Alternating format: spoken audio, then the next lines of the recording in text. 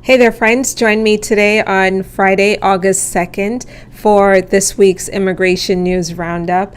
I'm Latoya McBean Pompey, an immigration lawyer. It's really nice to be with you today as you're coming on board. As we do it here at McBean Immigration TV, we start off by saying freedom now.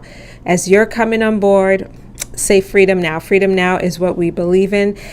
We believe in immigration freedom, which is today. It's not tomorrow. It's not next week. It's certainly not next year. It is something that we've got to be very proactive to pursue. And type in freedom now. Freedom now. That's what we believe in. Hey there. Hey there. Thank you for being with me. I'm very excited to be with you this afternoon. We're going to go through the top 3 immigration news of the week. It's good to see you, Valentina. Thank you guys for being here. Hey there, Marisha. Thank you so much. Let me know how you're feeling as you're coming on board. I see that Las Vegas is in the house as usual. Kwame, thanks for being here. Georgia, hey from Florida. Thank you for always being here as well. Julietta, freedom now, freedom now, freedom now. Hey there, Wagner. Thank you so much for being here today. EB, hello, hello, hello. Hey, Kim. Thank you, guys. Today, we're going to talk about political news, okay?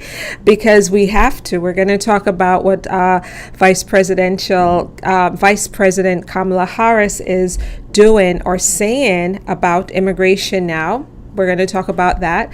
We're also going to talk about a new opportunity for individuals who are from Lebanon. And then we're also going to talk about breaking news coming out of the Biden administration regarding humanitarian parole. For those of you who are new to me, welcome today. I'm Latoya McBean Pompey, an immigration lawyer in New York, working with clients nationwide at McBean Law.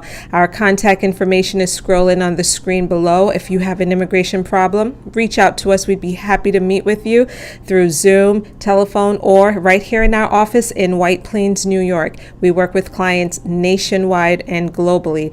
So get on our calendar and meet with us to discuss your immigration problem. If you have not yet subscribed to the #1 immigration newsletter, guys, subscribe today. Go to mcbeanlaw.com/subscribe. This is our top 7 news that our subscribers received today. And I'm going to touch on some very important things, news that is breaking. Let's start with the breaking news, which has to do with the Humanitarian Parole Program.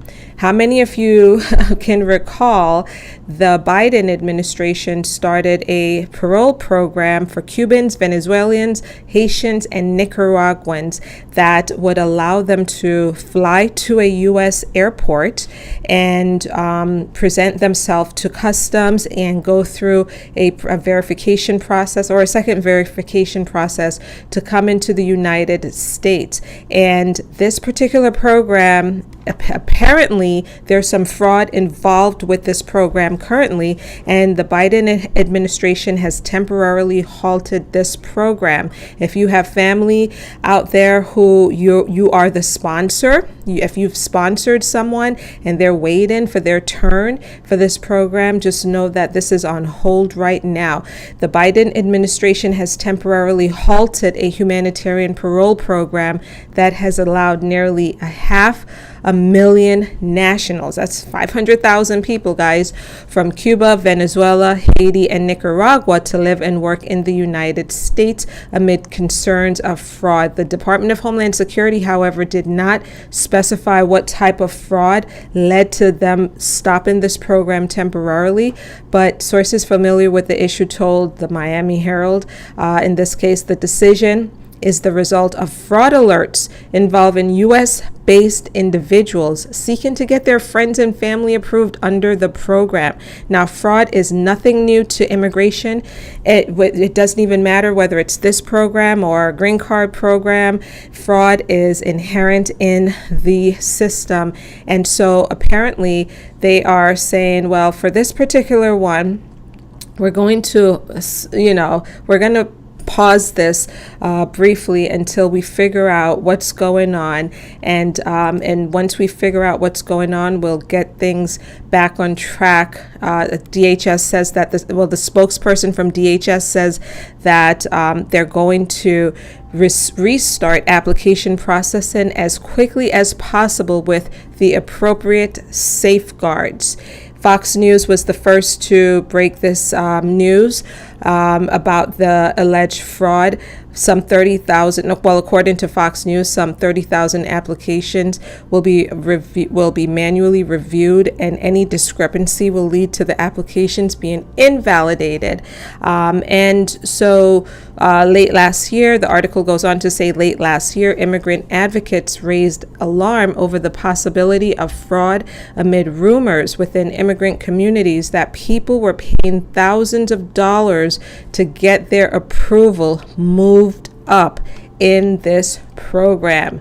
Yes, guys. So this is on hold. And I know that for some of you, your family in Haiti, or in particular, they've been waiting for more than a year now for their turn, for them to be called up for this opportunity to go to take their passport to a U.S. embassy airport. I'm sorry, not the embassy, but an airport here in the United States, present themselves to Border Patrol and make a case as to why they're eligible for this. That it's unfortunately on hold right now. So there's that. Come on in, friends. Thank you for being with me today. Freedom now, as you're coming on board.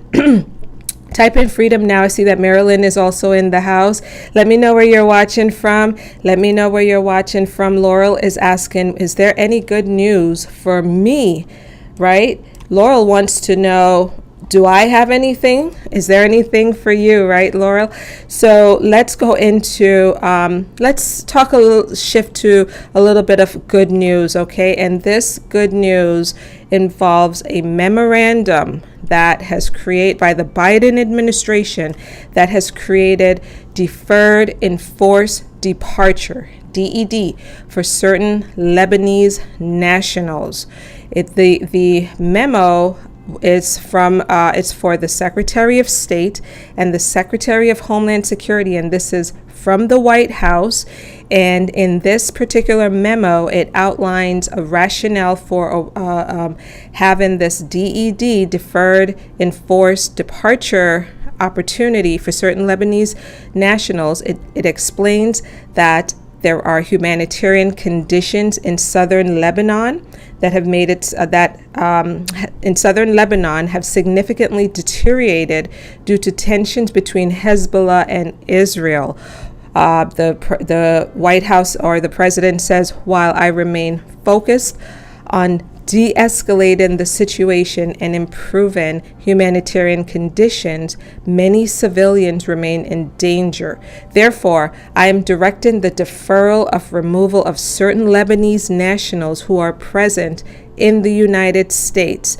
And it goes on to say that this is a deferred action program that's for 18 months for any Lebanese national in the United States, except those who have voluntarily left or returned to Lebanon after the date of this memo. And the date of this memo, friends, just real quickly, the date of it is July 26, 2024. So if you had left the United States after this memo was issued, well, this DED will not help you. It also doesn't help those who have not continuously resided in the United States since the date of this memorandum. Then it doesn't help those who are inadmissible or deportable under our laws for various reasons, including those who have been convicted of any felony or 2 or more misdemeanors committed in the United States. And then there are some other criteria there, but for the most part, it applies to a whole lot of Lebanese individuals inside of the United States who do not have lawful status at this time. The memo also says that for those of you who are For those of you who are F1 students, it says, I further direct the Secretary of Homeland Security to take appropriate measures to authorize employment for non-citizens whose removal has been deferred as provided by this memorandum for the duration of such deferral, and to consider suspending regulatory requirements with respect to F1 non-immigrant students who are Lebanese nationals, according to the Secretary of Homeland Security. And so these individuals, friends, will have an opportunity for a work permit, and they will not be subject to removal during this time that they're here in the United States under this DED opportunity or program. Freedom now, guys, freedom now. And I see that some of you have questions about the parole in place. I will not be answering your questions on this particular forum. Monday at 1:00 p.m. Eastern Time is when we will have our Q&A.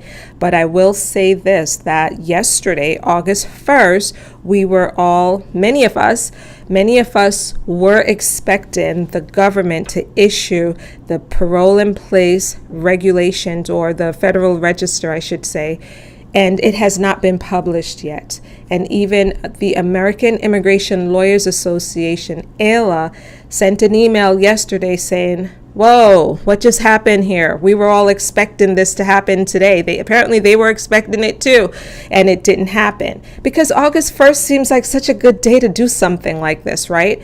August 1st. But it didn't happen. And on August 19th, this program you will have an opportunity to submit your application to the government. So stay tuned. Any day now, they will tell us more about how parole in place for spouses of U.S. citizens and stepchildren will work. So stay tuned, guys. And if it happens on, at any time, I will definitely let you know, break the news to you.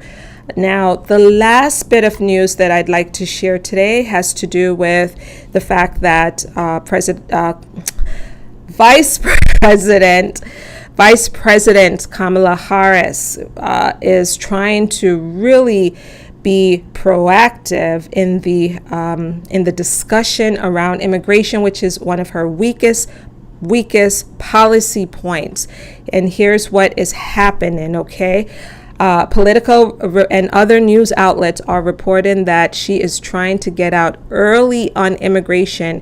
She is trying to control the narrative about immigration, specifically her record with immigration. And she has actually released a new video about what to expect from her with respect to immigration. Kamala Harris is going on a border offensive as she tries to tackle one of her biggest vulnerabilities, an issue the vice president and her campaign know they can't ignore. The Harris camp believes that by adopting a more proactive posture on the issue, it can take advantage of former President Donald Trump's many vulnerabilities on immigration, including his role in killing a bipartisan Senate bill earlier this year and controversial policies he supported as president, such as family separation. Now, the vice president is holding various rallies, and she's starting to talk about immigration. In her new ad, it says Kamala Harris is fighting to fix our broken immigration system. Donald Trump is trying to stop her. The campaign is trying to elevate her message and trying to just get out there and control that narrative. However, the record is what it is. And so what I'm looking for, guys, I'm not looking for rhetoric, so to speak, where we want results, of course. And one of the things that Kamala Harris can say as she's going out there is the fact that the new border policy is actually working. I saw today some numbers suggesting that, I don't know if this is the 5th consecutive month or week that the border crossings have really declined. So she has some data points that they could talk about most recently, and then she could punt to Congress. She could potentially punt to Congress as it relates to comprehensive immigration reform, something she had been charged with, lobbying, so to speak, congressional leadership years ago to do something around immigration, and it didn't work because Congress isn't functioning the way that we would like Congress to function, with various policies, including immigration. So, she can punt and say, well, we need congressional leadership to do something more comprehensive. So she does have some talking points. I would be interested in hearing her direct positions on things that the Trump administration is talking about, mass deportations being one of them, in which a lot of Americans really do support the idea of mass deportations. So I'd really like to get her take on deportations and such. So let's continue to listen, pay attention, keep our eyes and ears open, watch the debates that are coming up, and see exactly where she stands on these issues. The Trump camp, they have some things that they could say about her record. So let's continue to see how this shakes out. Friends, I will be back before you on Monday at 1:00 p.m. Eastern time to answer your immigration questions. Thanks so much for being with me, friends. And lastly, before I go, I will talk about the Dreamers visa reform. I spoke about this live. I'm just grabbing some things here related to that. I spoke about this live a few days ago on TikTok. Yes, TikTok. I'm starting to enjoy those live sessions on TikTok. They're so spirited, right? But I spoke about the Dreamers and DACA holders and undocumented immigrants employment visa plan or opportunity, or as Malik says here, reform, briefly. And here's what you really need to know about this. First of all, this is applicable to individuals. What we're talking about here is a proposal by the Biden administration to open up a lawful pathway for individuals inside of the United States who have a job offer, which specifically an approved I-129 petition from an employer, and they have an opportunity for something like the H-1B visa or maybe even the O visa. But the problem is, if they were to leave the U.S., they would face a bar to their return because they're not in lawful status here. But if if they have DACA, yes, they have a lawful status temporarily through DACA, but they still have an immigration violation on their record related to how they entered the United States. So if they left, they will face severe consequences as well. So to get around these problems, the Biden administration is proposing that they should still be given an opportunity to leave America and go to a U.S. embassy to be interviewed at a U.S. embassy abroad for the visa and then come back. Along with their departure, they would need to present a waiver to the embassy officer in their country, and the officer in their country will be looking at some factors about them. This is not a slam dunk. There are a number of factors that will be considered, and with respect, and the factors include the recency and seriousness of the activity or condition causing the applicant's ineligibility for the visa, such as their inadmissibility problem with involving immigration. Also, they will consider the positive or negative effect, if any, on the planned travel on U.S. public interest, whether it was a single isolated incident or a pattern of misconduct, and any evidence of reformation or rehabilitation. Okay, those are factors that your immigration lawyer, maybe us, if you work with us, can argue on your behalf, so you wouldn't have to worry about all of that. But what's new is that your waiver would also show that you have graduated with a college degree, with a degree from an institution of higher education inside the United States, or you have earned credentials to engage in skilled labor in the U.S. And you're traveling outside of the U.S. right now to commence or continue, and you're seeking to return to the United States to continue or to start the employment. Now, this is going to be a positive thing, a very positive thing that the embassy officer will consider.